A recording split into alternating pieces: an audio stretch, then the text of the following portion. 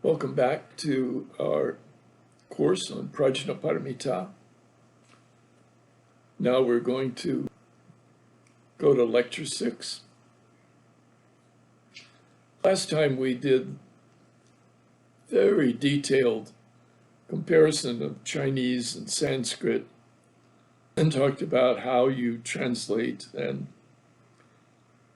that's a valuable exercise. And if this were a language course, we would just keep doing that till the course is over. But I was asked not to make this a language course, but to also make it just a course, particularly for people who may not read the languages. So I don't want to burden those people.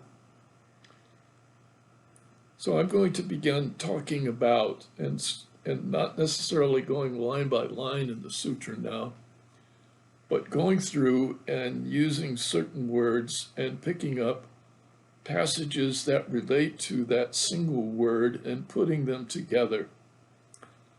And I'm doing this in order to suggest to all of you that this is one way you can do research on the sutra itself. To decide on some word that you're interested in, and because of the capabilities that we have, you can easily find every place where that word has been used. And if I've been consistent and have used that word the same all the way through the text, you should find every example.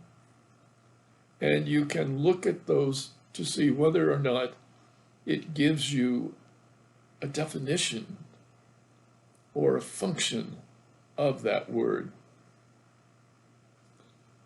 So I'm going to be discussing these more general themes and ideas which appear in the sutra. A new audience appears in the sutra, and the new audience is made up of Shakra, Lord of the gods, and all his retinue of devas. In the first chapter, when we're talking about those things, our audience was limited to the Arhats, 1,250. And then we have turned toward bodhisattvas as part of the audience. We don't know how many.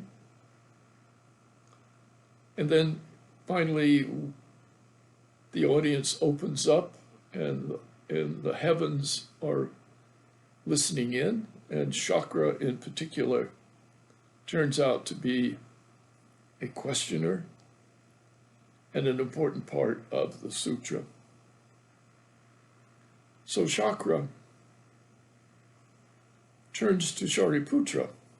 Shariputra has been in the past, in the early Buddhism, was the foremost of those for wisdom. So this is the perfection of wisdom. So Shakra turns to Shariputra, and he says, now you tell me, where should a bodhisattva or a mahasattva seek for Prajnaparamita? And the answer which Shariputra gives, remember, he's the number one in wisdom. But what does he say? He justifies what we find in the text itself. He says the Prajnaparamita should be sought within the teachings transmitted by Subhuti. Some would say that Subhuti was his rival, that Subhuti is now teaching about wisdom, which was always Shariputra's specialty. But when Shakra comes down and asks Shariputra, it's almost as if Shakra says, Shariputra, you're the foremost in wisdom, aren't you? Who should bodhisattvas turn to for this. And we have verification. They must look to the teachings given by Subhuti. So let's look at some of the teachings that are given by Subhuti.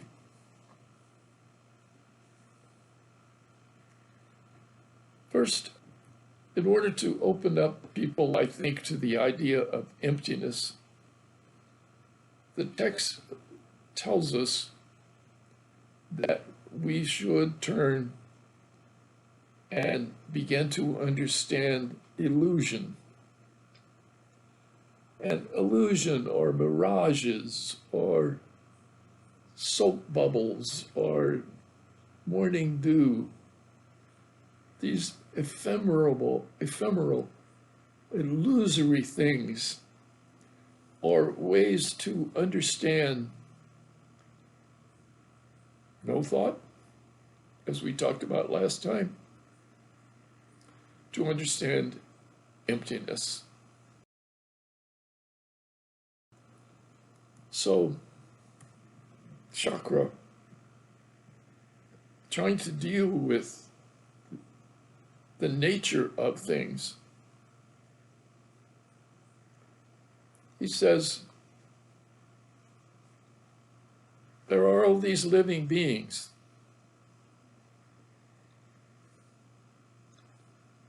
But the living beings, what's meant by that statement? Not anything is meant,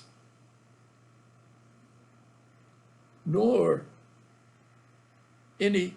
no thing is meant, going back to what we just had in the last lecture.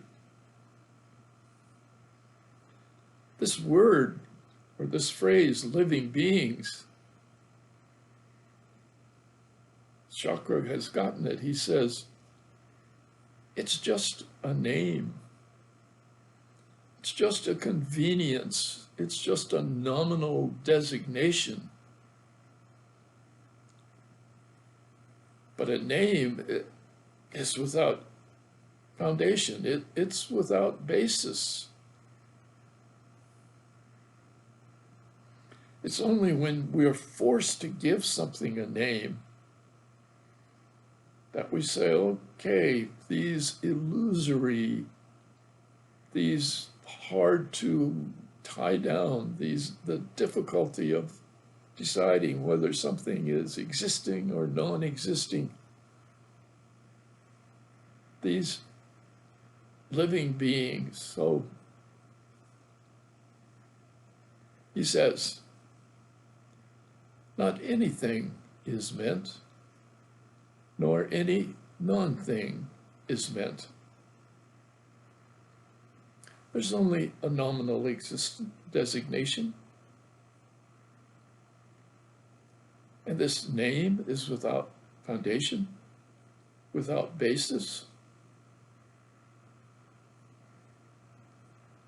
But it's something forced on us to give things a name. And one of those is known as living beings. So even though there is illusoriness, and we interpret the illusion as we wish,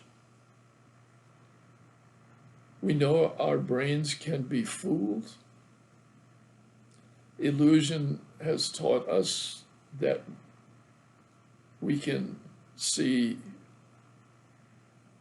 things depending on two different ways. Things are illusory,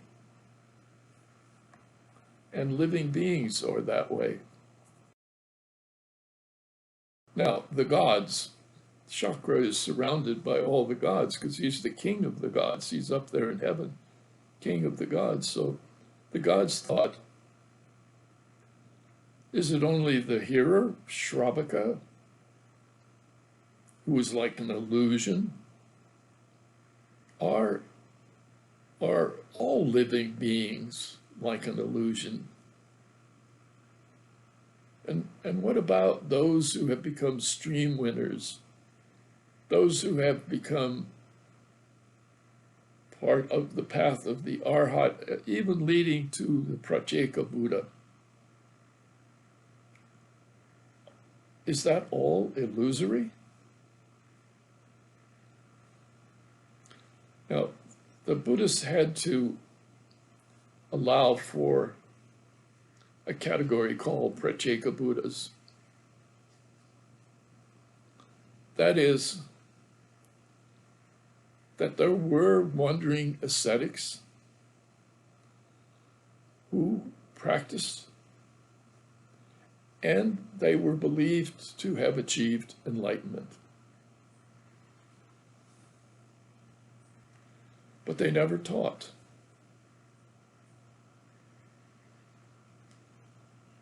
They were content to sit in their enlightenment and just enjoy it, to have the bliss. They worked for it, they had it. And so the gods are asking the question, are all beings illusory? And of course, it's coming very close to home, because it's going to say eventually, although they don't ask the question, are the gods themselves illusory? They don't ever seem to come to that, but so when we look at the world with all of its practitioners, its types, its genders, its ethnicity, its living beings, are they all just like an illusion? It doesn't say they are an illusion, it just says, are they like an illusion? So, Subhuti throughout the sutra has the magic power, if you will, the supernormal power. He knows what people are thinking. He knew what Shariputra was thinking when the Buddha first asked Subhuti to teach the Prajnaparamita. And he now knows what the gods are thinking.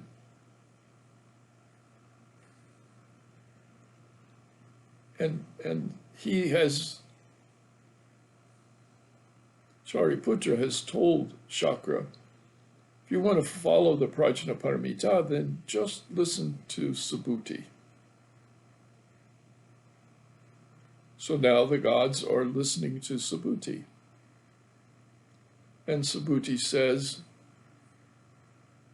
I teach that all beings are like an illusion. All are like a dream. I teach that the practice of meditation and being enlightened along the way as a stream winner or a never returner or a Pratyeka Buddha or an Arhat, this is also like an illusion. It's like a dream. It's just like a dream. So that what Subhuti, I think, and what the Prajnaparamita is trying to say is that the experience which we have in life, the experience that we have with our senses,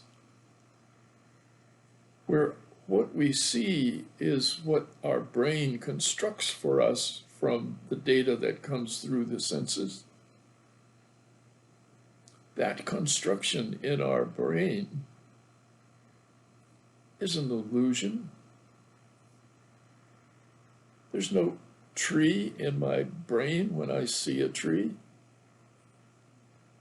My experience of seeing a tree is like an illusion. It's pretty much like a dream. It's like virtual reality.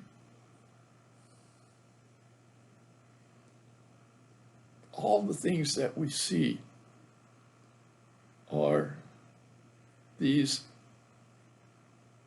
things which we can only say, whatever I'm seeing, whatever I'm perceiving, is not the thing itself. So it's like a dream. It's like an illusion. Then comes a surprise. The gods are asking some pretty good questions. In some way, the gods ask better questions than Shariputra. So the gods say to Subhuti, is it true that you teach that even nirvana is like an illusion, like a dream? Nirvana, I mean, come on. This is the highest thing you can achieve. So the gods are saying, if I attain nirvana, is it like all the other things which I've talked about? Is it like an illusion? Is it also like a dream?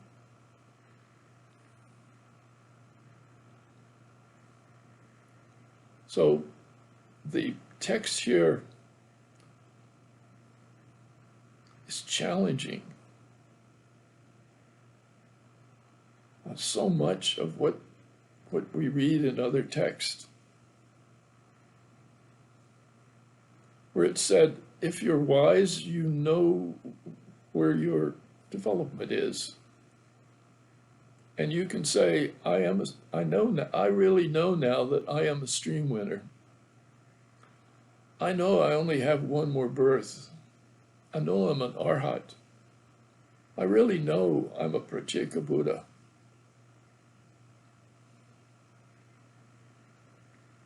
Now the question is, so what is it that you know? Is what you know in your brain the equivalent of all those things? Is what you know as nirvana, if you know it, isn't it just an illusion? Is it like an illusion? Is it like a dream?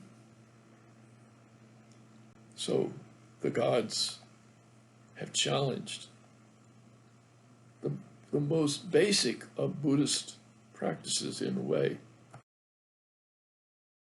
Then Subhuti says something which I've never read anywhere else. If you find another place, I appreciate it if you let me know.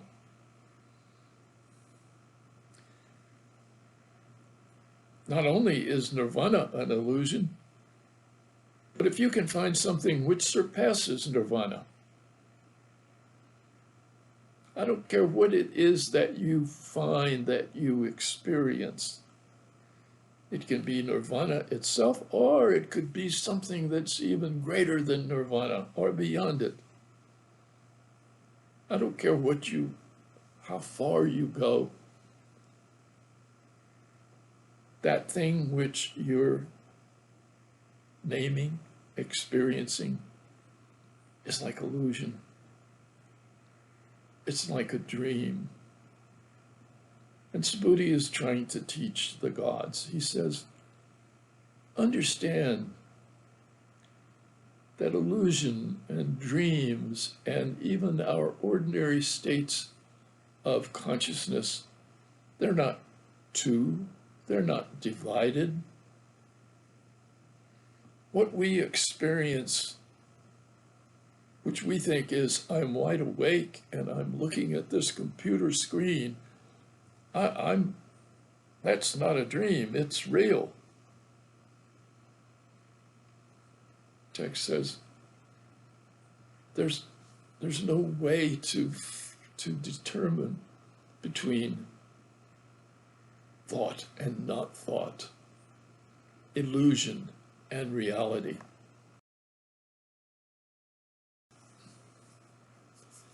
And that leads us to Sarvanya.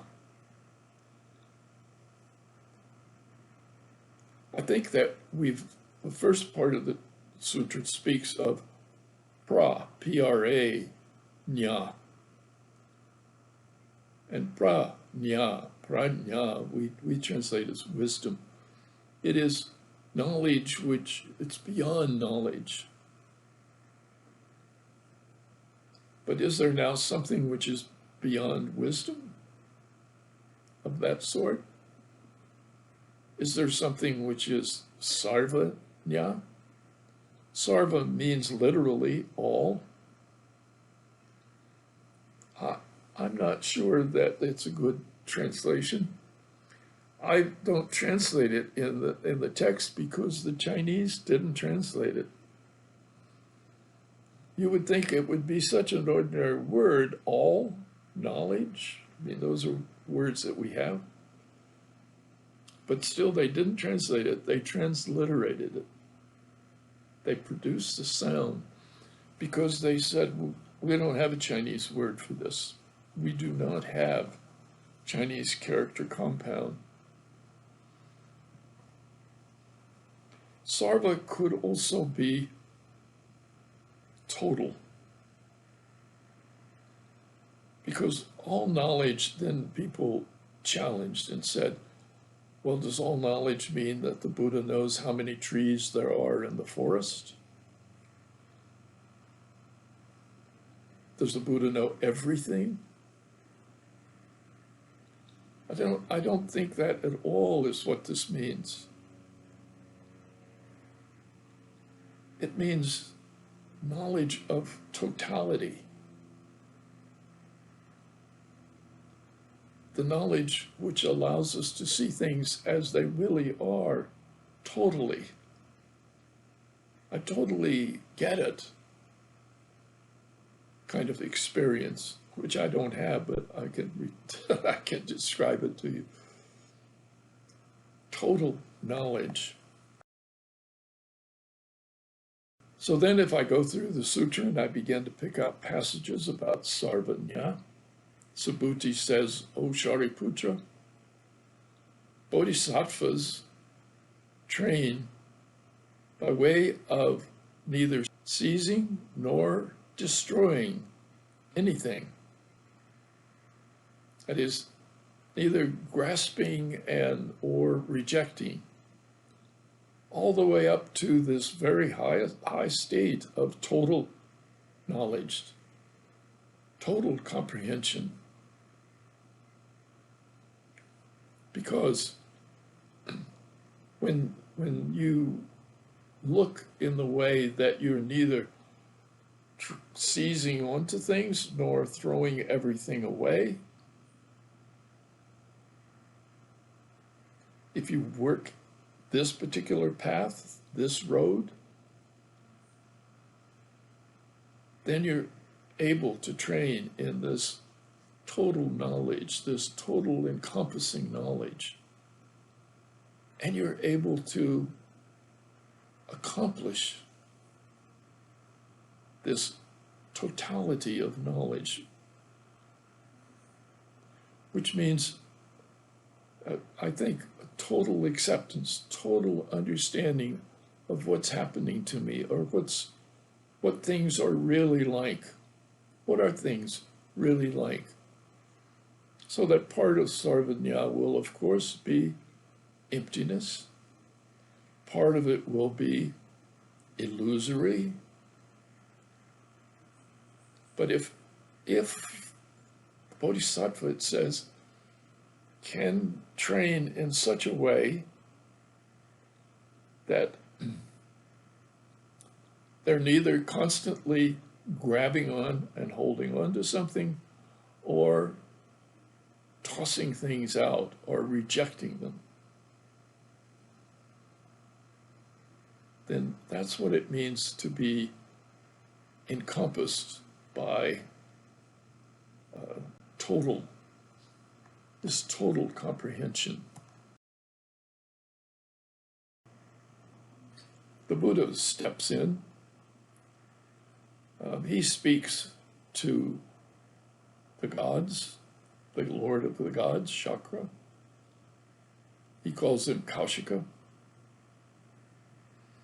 And he says, "Oh, Kaushika, this total comprehension of the way things are, which is part of all Buddha's experience, is born from Prajnaparamita." And the Buddhas, their bodies, their very bodies, are based on the prajna, the wisdom of Sarvajna. So we're now getting an idea that spiritual accomplishment changes even material things. And this enlightenment experience changes one's body. So the Buddha is beginning to tell the gods that someone who in their meditation, in their mental state, achieves this full comprehension of the way things are, that this is the way in which the perfection of wisdom gives birth to these states of enlightenment. So the gods answer the Buddha. And in essence, they say, "Wow, really? This is amazing. This is," I think in modern parlance, which is just now becoming old-fashioned, awesome, awesome. Old world honored one. It's amazing that the perfection of wisdom of the Bodhisattva also includes or is attached to or means the experience, the accomplishment of this other thing which is called total and complete comprehension of the way things are.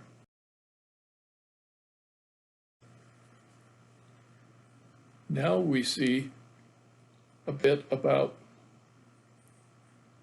what happens when you have this, because it not only changes your body, but this suddenly takes the power of the Prajnaparamita and its accompanying states into normal life. O Kaushika, if there are gentle sons and daughters, I've invented this translation, often translated good sons and daughters, but somehow good doesn't quite carry it. And I'm not sure that gentle does either, but if I say I'm a gentleman, it means I'm not only good, but I'm sophisticated, I'm trained in the ways of the world, I'm polite, I'm calm. So who are these gentle sons and daughters? Most people have said they're the laity.